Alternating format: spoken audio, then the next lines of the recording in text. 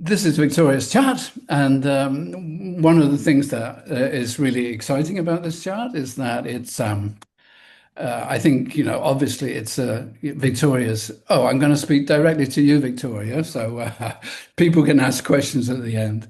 So I'm guessing that that you are a very intelligent person with all these planets in the third house and extremely analytical mind. That your life is a little bit about purification. That's like this combination of Cancer rising and Virgo. And with the ascendant ruler in Scorpio, there's lots to purify.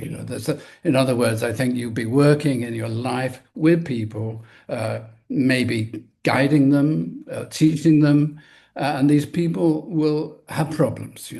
And the reason I think that they have problems is because Mercury is really strong in the chart. So you got Mercury and Virgo in the third. It's really, really smart. It's really clever. It's done all the homework. It knows all the details. It's gone into the depths. So you know a lot about what you're dealing with. But the Moon and Mars and Venus are all kind of traditionally difficult. Moon's in fall and Venus is also in fall. So Mercury is like guiding the way I'm looking at it. You are a sort of guide for people who are in trouble. And, some of these people are really in trouble. So I'm just going to speak a couple of minutes about this, and then you can give some feedback, and so that I'm not going all off at a tangent or something. So. Secondly, I think there's an incredible focus on your midheaven at the moment because of because of Saturn and Neptune transiting the midheaven. And it's a really interesting midheaven. It's at the midpoint and quincunx Pluto on one side and Jupiter, Neptune on the other. That's actually exactly the same as what Elon Musk has. Yeah, well, I don't think it's to do with wanting to go to Mars or anything. But I think it is to do with having incredible imagination and wanting to sort of transform something, or like almost to make sort of magical transformations in your work. And obviously, a lot's changing now because of the Saturn Neptune. So we can maybe go into that in a minute. Um, uh, Now, I wanted to deal with the kind of good things in the chart, but there's a lot of difficult things. And you probably, at your age, you're like 67, right? So you probably dealt with them rather well. And so when I'm like doing a consultation, I like to do the consultation chart, this is the chart on the right for the situation you're in right now. This is calculated for your location. And so, you can see the sun's just risen, it's kind of early and it's now in the 11th house. And the thing about this chart is that the ascendant's in Scorpio and Mars is in Scorpio in the 12th, and Mars has been square Pluto. So there's a very dynamic chart. Mars has in Scorpio has met Pluto, and that shows something that you've been through recently. But not just that. I think it shows it shows it shows that you have been wrestling with demons, wrestling with psychic forces, wrestling with psychological difficulties, not just your own, because Mars is like so strong in Scorpio. You kind of victorious in a way at this point in your life. You've dealt with the heavy. Well, you haven't. You'll be dealing with them all your life, but you've successfully dealt with things that put before in your life brought a lot of anxiety. I just yeah, I think I'll stop there because, you can tell me a little bit. I don't know what you do. I don't know anything about you, actually. So, are you still working? Yes, I'm a energy medicine practitioner and shamanic healer. Ah, Um, okay. so I Yeah, mean, you're giving me chills. I'm like blown away already yeah. because I have a memoir that I wrote that's with the editor right now. It's entitled Kill Drawer, and I need to work on sub title, but it's recovering from narcissistic abuse, Okay. psychopathic abuse. Great. Can I Um, stop you there then? That's great. I just yes, needed to know if I was slightly on the right track. And you are. you can see that the consultation chart with Mars in Scorpio in the 12th, that's a real shamanic position. Scorpio in the 12th house, Mars, it's like a shaman. And the Mars Pluto shows that, shamanic energies are like primeval forces, which like is a typical Mars Pluto thing. So that's what you do. You're good at it, and you communicate it. And you can see that because in the consultation chart, the moon's also in the third house. Now the moon's going to activate this soon because it's going to go over Pluto. So there's a future development which we might need to discuss because you can see it in the progress chart, which I'll just show just for interest. The progress chart also shows this emphasis on the 12th and third house, right? But in the progress chart, you'll see that Venus and the Sun are going to square Pluto. So, there's a lot going on in this area. So, I thought because we don't have a lot of time, I just thought I'd focus on a few really interesting things, and then maybe you can share some of the things. If it, if it's a little difficult, you don't have to tell me exactly what it is. It doesn't matter what kind of events have arisen. What matters is the emotions that have arisen, and the way you. This is my cat. It's in the way. No, never, Okay. Yeah, I'll never leave in the it way. there. Okay. So what matters is the emotions connected with whatever has happened and the consequences in your behavior. So if you don't want to say exactly what happened, you can just we'll move from there. But what I really wanted to check out, and this is really interesting in your chart, if you look at Mercury, which is like the driving force in the chart, it disposes, it's the final dispositor of almost everything. Um, and in a third, so what you write and what you communicate is probably like really accurate and well researched, right? Um, but the thing about Mercury is interesting because before you were born, like a couple of 2 or 3 or 4 weeks before you're born, Mercury was retrograde and it went over Pluto once and then it went back over Pluto well, it went over Pluto 3 times before you were born. So Mercury right now has just gone, at birth, it's just gone past Pluto and it's finished with it, but it's like it's got a memory. So Mercury and Pluto are really interrelated. And that's what gives an incredible interest in secrets or what's hidden under the surface. But this is the thing I wanted to ask you about because if you look at the ascendant ruler moon in Scorpio square Uranus, that's like the most difficult aspect in the chart. It shows, and another thing, if you look at the sun in conjunction with Ceres, and I'm not a great expert on Ceres, but I know, like, I think there's some people in the waiting room. Oh, I hope they can get in. Yeah, so Ceres is a nurturing thing, but one of the things about Ceres is that it lost the daughter to Pluto. Pluto kind of kidnapped the daughter and dragged it into the underworld. And so I think your son on Ceres shows that you're a nurturer. You want to nurture.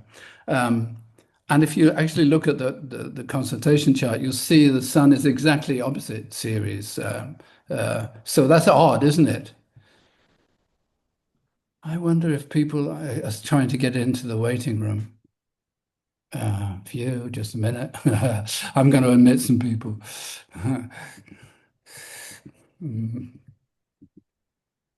Actually, a lot of people. I wish everybody could come in all at once. Admit all, there we go. Yeah. Yes. So the thing about Ceres and the Sun series and in the consultation chart, the Sun series opposition is that Ceres also loses the thing it's attached to, the child.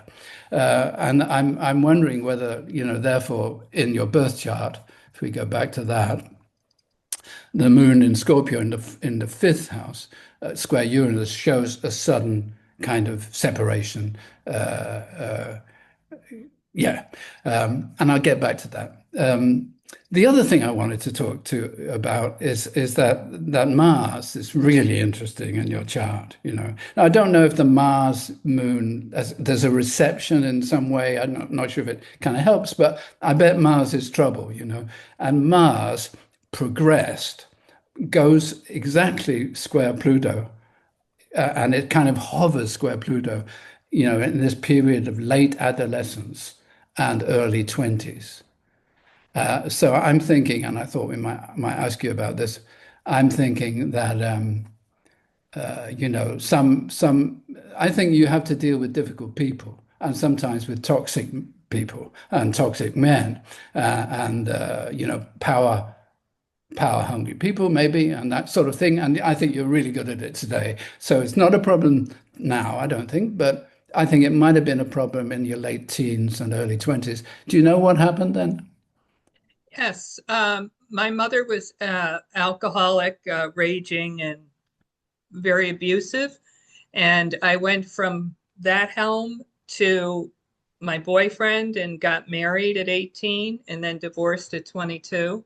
And that was like going from the, uh, Frying I pan don't know. into the fire. Yes, thank you for the analogy. Yeah, Yeah. yeah, yeah.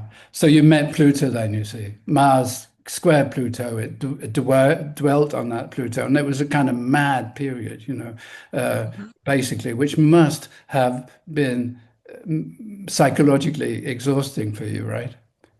Yes, How very did you much. handle that? Uh, I don't think I handled it that well.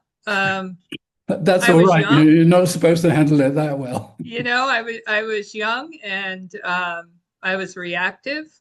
Um, I've handled things a lot better with age. I think as we go through these patterns again, um, I've learned how to restrain uh, my own emotions so that I don't react.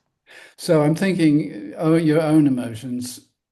If we, well, I think there's a lot of things connected with that, of course, because the moon in Scorpio square Uranus, that's the mother, right? That's the unpredictable alcoholic mother who you couldn't kind of make a bond with, so that period in childhood was like, as bad as it could get, almost, right?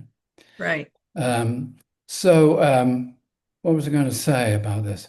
Oh, well, I think everything that happened up to the age of 22 was a kind of training for you to, for you to develop these extraordinary abilities you have in connection with shamanism and that. Because I think nothing, for example, I don't think anything scares you, or is that, or am I wrong?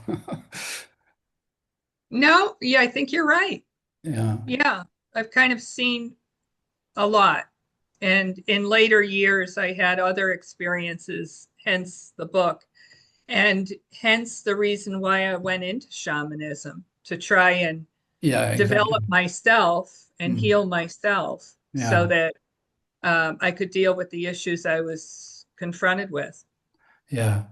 So one of the things I thought, when Mars comes square Pluto like that and sits there for years and years and years, and it kind of activates the Mercury Pluto. So Mars, Mercury, Pluto, that kind of influence is like rage. It's like you rage, or somebody's raging, or the man you're with is consumed with rage. So, can you say anything about that? Yes. So that first husband was very abusive. And then later in life, I was 49 years old and I had a brainstorm and decided to move clear across the country, um, and married a man who turned out to be, I guess you'd say, a narcissistic sociopath. And I Right. had no idea, but he was an overt narcissist in my face, raging all the time, And shouting and all the time. yeah. I mean, not in the beginning, because that's not how they do it, No, you I know. understand. Yeah. Right. Right. So these are kind of the life experiences that you have, which are really hard emotionally, but somehow you're kind of mentally working your way through all this and gaining a lot of knowledge, I think, with all this third house stuff, and the sun in the third house. And I think it's a struggle early in life. You have the Sun Saturn square, so you take on situations which aren't totally satisfactory, especially maybe at work and that. You work really, really hard, and you don't give yourself many rewards and all that. I think, oh, that's the Sun Saturn square. It's very difficult to early in life, at least, to feel good about yourself, because nobody told you, or at least when they do, Sun Saturn people tend to kind of shed praise off like water off a duck's back, they don't believe they're any good. Um, Absolutely. yeah. Yeah. So what was I going to say about this? I think now that we've done nearly 20 minutes, maybe we should turn it a little bit over to you, and because maybe you've got some questions, and the consultation chart is really good if there's questions, maybe, so it's possible, like, and the progress chart can also be pretty good in connection with sort of what's happening next on an evolutionary level, you know, and because the MC, this is the progressed MC at 8 degrees Gemini, it's square Mercury, exactly, right as we talk, if the birth time's correct. I suppose this could be the book, actually. And then, then, Yeah. then when it goes square Venus, it's more book. Um, uh, hmm. Did you want to ask any questions about that? Yeah. It's been interesting because I started that book in 2014. I thought I was finished because the divorce happened in 2013. Um, but there was another chapter, as the universe would like to send me. So there was another experience. So the book has both overt narcissist, psychopath, whatever you want to say, and then covert, which is entirely different. And because I lived through both of those by the skin of my teeth, no joke, um, I feel like this is my calling to share this story with others, to be of Yeah. service, Hmm. that, you know, maybe I can help other people. Okay. Well, I'm It's my looking intention. at the progress chart now, and I'm thinking, okay, the Sun progressed is going to come square Pluto, and Venus is square Pluto next year, right?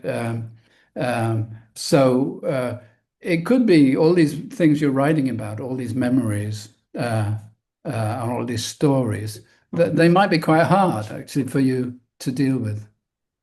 They were. And so I spent over a year doing EMDR, Hmm. eye movement, uh, I- desensitization, repatterning or mhm. reprogramming Something you to studied help with the or something trauma. you went into therapy with? Yes, You you studied it or you went into therapy with it? I went into therapy for it. You Okay. know, I can do a lot of help for other people, but I can't do my own brain surgery. Right, right, indeed. So you might want to continue with that in the this coming period because it's like it doesn't let up with the influence of Pluto in your chart. The sun's going to square, Venus is going to square. So Okay, great. And then I have this question because I noticed that Uranus has been on your Mars, which is quite a dramatic kind of influence. Transit Uranus has been on your Mars. And is it coming back? Yeah, I think it might be. Yeah, it comes back again in April 26. Um, so do you know what that is? Do I know what that would be in Yeah, April it of would have been something 26? you've already experienced not very long ago as Uranus hit Mars. And I'm thinking it's like going to be to do with some, well, you're talking about psychopathic males. I think that, Uranus on Mars is like an immersion in that. But there may actually be an event connected with that, some kind of encounter. May, maybe it's the book launch. Hopefully, it's not those two coming back. Yeah, I That don't would think it's a be book launch. And I think the book launch is going to be the MC square Mercury square Venus. I think that's going to be, yeah, you're going to get your communication out then. But Uranus on Mars is more unpredictable. What happened back in June, approximately? June of this year. I tried for I interviewed for a job that I didn't get that, but I got a different promotion. I didn't get that job, which I'm really happy I didn't get that job. And what is your job right now? I'm a part-time bookkeeper, financial administrator. Oh, okay. So you're getting your Virgo out one way or another that way, right? Yeah. Yeah. Oh, okay. So I'm not quite sure what that Mars is. Uranus on Mars. Mm. And do you have a relationship? No, thank you. Right. So you learn from experience. I I gave that up in 2018. Thank you very much. Of course, Mars is. Do you have kids? No, I have two cats. And I Ah, used to have 62 Texas Longhorns. I raised Texas Longhorns for wow! years. Isn't that interesting? It reminds me of Mars in Taurus, actually, doesn't it? Yeah, You know, yeah, Texas Longhorns, um, yeah. but you don't have them now. No, That's a whole lot of Longhorns. it is. And it was a lot of fun. It was the best part Okay. of, So Mars was pretty nice there. That was treating you right. Oh, maybe, the Sun trine Mars brings that out. The farmer in you. mhm. Yeah. Okay. Um, so Mars is in the 11th house. I'm wondering, if it's related to a friend or something like that. So there hasn't been some sort of sudden event connected with a group of friends or anything recently. I had a friend yesterday have eye surgery, Okay. you know. I might be connected with that. No, all right. So I'm right now, I don't know what it is. Um, Well, my intention is to uh, teach groups. I do teach, but now when the book comes out, my intention is to go and teach groups okay. Well, of that could be hopefully connected women. with that. Yeah. Hopefully women, but what if there comes a man in the picture, in the group then? I've actually worked with men who have been abused by narcissistic Mm, partners. mm. Yes. So I have no problem working with men.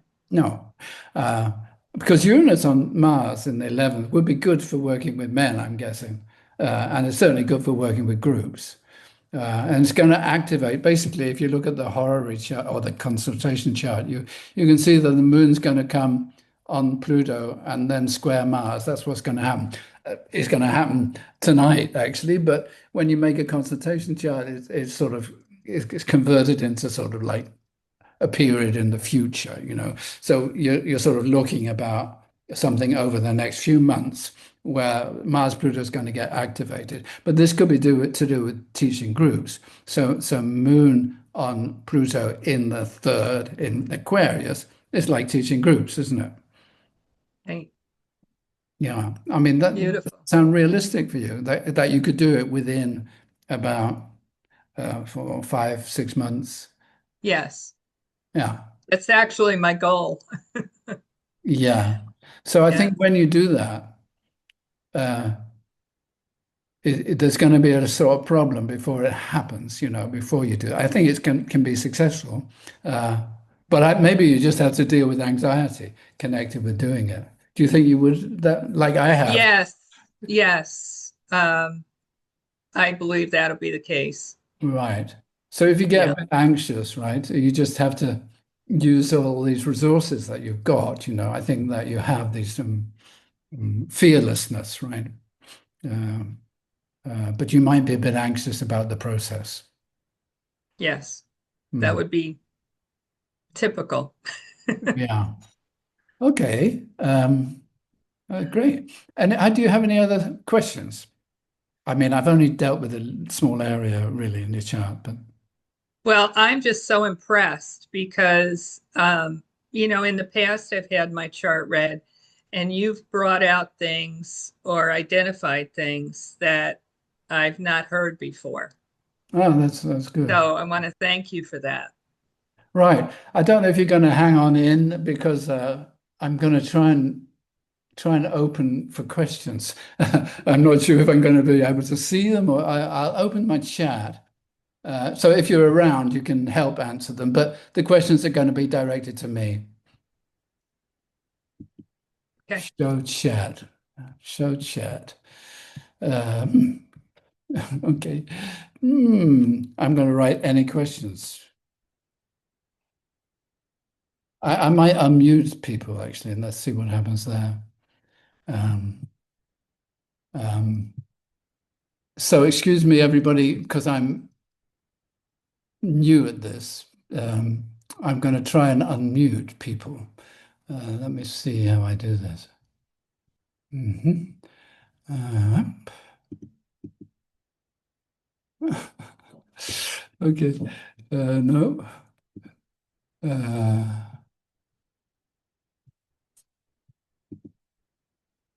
oh, can't find any way. Oh, okay. Wait a minute. There's a great question. Thank you, Michelle. Hi, Michelle. Oh, hi. Yeah. Right. This is so interesting. It's foolproof. Uh, the question is, how did I focus on the time in Victoria's life in her late teens? Uh, what happened in the late teens and early 20s. And somebody's just given me some advice how to unmute all. Go to participants. Participants. Oh, yeah.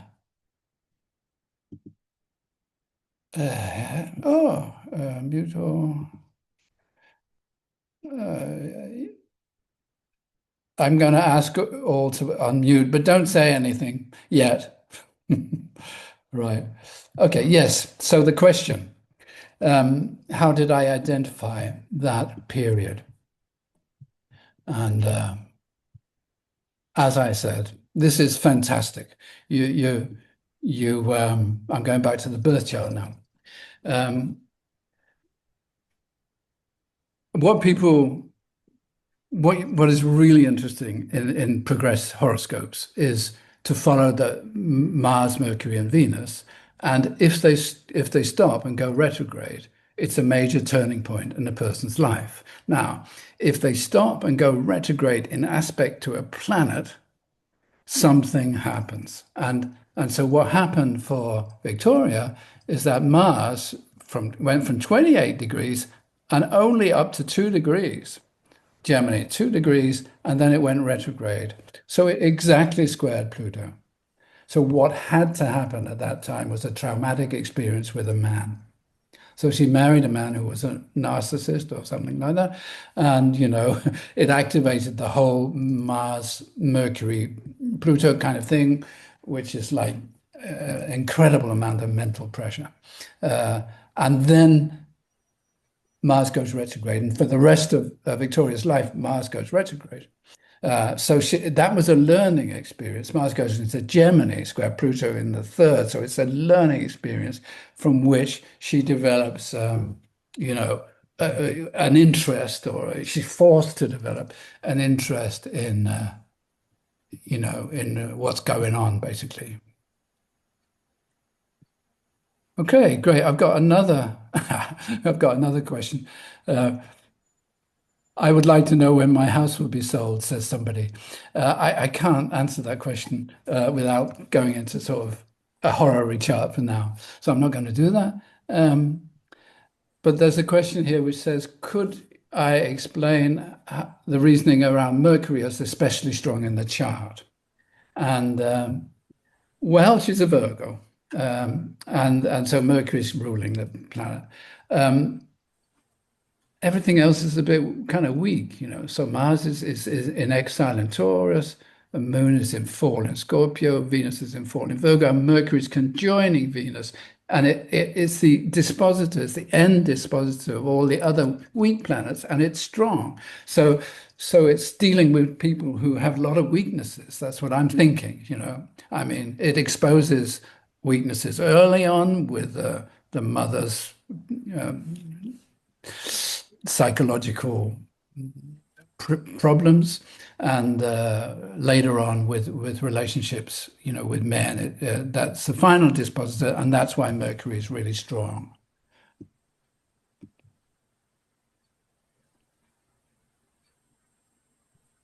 Okay. Ah, there's somebody who writes, is a yod a sign of something? Yeah, well, I guess it's called the finger of God, isn't it? I have a friend who is successful at everything she does. I notice the only pattern she has is a yod. How do you read the yod planets? Well, it depends on the planets. You know, I think that they can be difficult because they're quincunxes, right? So they're not exactly integrated, but they're pointing to one planet, which is the apex planet, which becomes extremely significant. Now, in Victoria's case, they're pointing, and Elon Musk's case, they're pointing to the MC. So that's a kind of, I don't know, a yod without a apex planet, but MC. So it's something to do with career, right? And it's Pluto to the MC and Jupiter, Neptune to the MC. That's kind of spiritual and transformative. So, you know, I think that's why her real interest is shamanism. So yeah, and maybe it means even more than that. You know, it's called the finger of God. Maybe there's a, you know, a special kind of mission. I just depends, I think, on the who it is that's dealing with it. Okay, and then Catherine. Where's Catherine? I can't. I'm sure she's around somewhere. Hello. Um, Hello, oh, you can speak. Yeah, born August the 31st, right? July 31st. Oh, July 31st. Yeah, yeah. Sorry. Hmm. Yeah, okay. She asks, what's significant about her Virgo stellium? Well, I think when you have a stellium, you know, you have to take each planet for it by itself first, and then see what kind of aspects are. So the significant thing here is that Venus and Mercury are very, very close. I think so. You could start with that, and then you ask yourself the question: are there any outer planets which are kind of really affecting that? And both Mercury and Venus had to pass over Pluto, so they're kind of affected by that, which you know shows them that it's not just a peaceful stellium in Virgo in the third. There's been a lot of mental upsets and mental pressures. That stellium, and she's got the sun there, so she needs to express all this. So she's writing a book, and then Ceres is there. And I'm not an expert on Ceres, so I just think that there's somebody like I forgot to ask you this, Victoria. You know, somebody that you were nurturing, but you lost. You know, you lost. You didn't get had somebody kidnapped by anybody. You didn't lose a sibling or anything like that, or You know, I didn't, but I have two different things. My parents were older. My father was 63 when I was born. My mother was 43. Every day of his life, he kept saying, I'm not going to be here forever. So that wow. was one thing. The other thing was my mother gave me away when I was about 3 or 4 years old. She just gave me away to a woman, and then brought me back at the end of the summer. Right. So Right. there's that series Persephone thing. Yeah. I never put that together at all.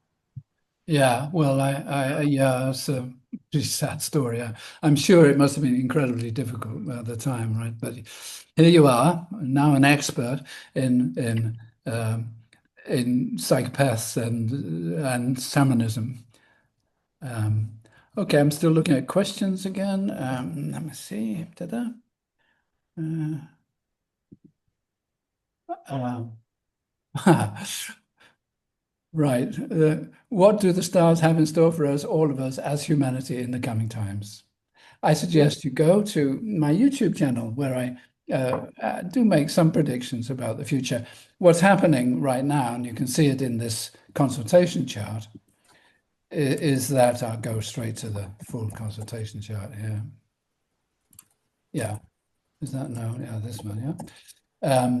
Is that you can see Pluto's just in Aquarius, Saturn and Neptune are going to be in Aries, and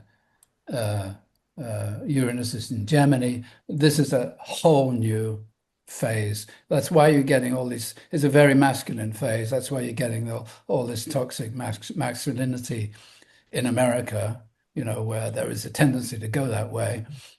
So, I don't think this period when the kind of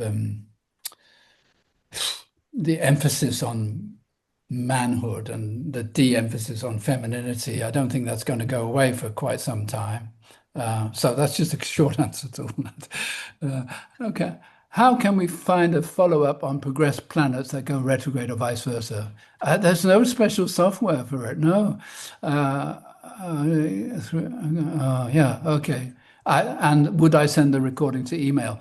If you go to my YouTube channel, I'll be posting it up on YouTube. So yeah, you can see it there.